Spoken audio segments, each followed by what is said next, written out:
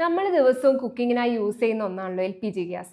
ഇത് എവിടെ നിന്നാണ് വരുന്നതെന്ന് ആലോചിച്ചിട്ടുണ്ടോ? ഇന്ന് LPG ഗ്യാസിന്റെ ബിഗിനിങ് മുതൽ നമ്മുടെ വീട്ടിലെത്തുന്നത് വരെയുള്ള സ്റ്റെപ്സ് നോക്കിയാലോ? LPG എന്നത് ശരിക്കും ലിക്വിഫൈഡ് പെട്രോളിയം ഗ്യാസ് ആണ്. ഇത് പ്രധാനമായും രണ്ട് ഹൈഡ്രോ കാർബണുകളായ പ്രൊപ്പെയ്നും ബ്യൂട്ടൈനും ചേർന്നതാണ്.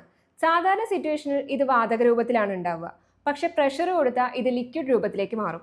LPG ഗ്യാസ് നേരിട്ട് ഭൂമിക്കടിയിൽ നിന്ന് കിട്ടില്ല. ഇത് ക്രൂഡ് ഓയിലും നാച്ചുറൽ ഗ്യാസും പ്രോസസ്സ് ചെയ്യുമ്പോൾ കിട്ടുന്ന ഒരു ബൈ പ്രൊഡക്റ്റ് ആണ്. ഈ എണ്ണയും ഗ്യാസും ഭൂമിയുടെ ആഴങ്ങളിൽ വർഷങ്ങളോളം ഉണ്ടായതാണ്. ഡ്രില്ലിംഗ് എന്ന പ്രോസസ്സിലൂടെ ഇവ പുറത്തെടുക്കുന്നു. ക്രൂഡ് ഓയിൽ റിഫൈനറിയിലേക്ക് കൊണ്ടുപോകുന്നു. അവിടെ ഇത് വളരെ ഉയർന്ന താപനിലയിൽ ചൂടാക്കുന്നു. ഈ പ്രോസസ്സിനെ ഫ്രാക്ഷണൽ ഡിസ്റ്റിലേഷൻ എന്നാണ് വിളിക്കുന്നത്.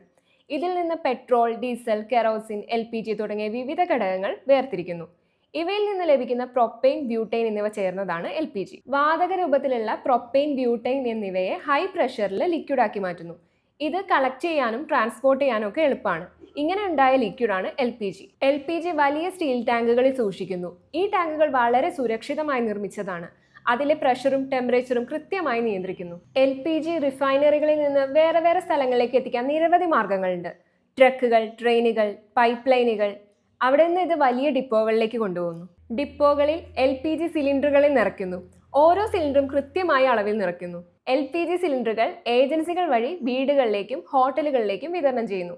ഇന്ത്യയിൽ Indian oil corporation, Bharat petroleum, Hindustan petroleum എന്നീ കമ്പനികളാണ് പ്രധാനമായും LPG വിതരണം ചെയ്യുന്നത്.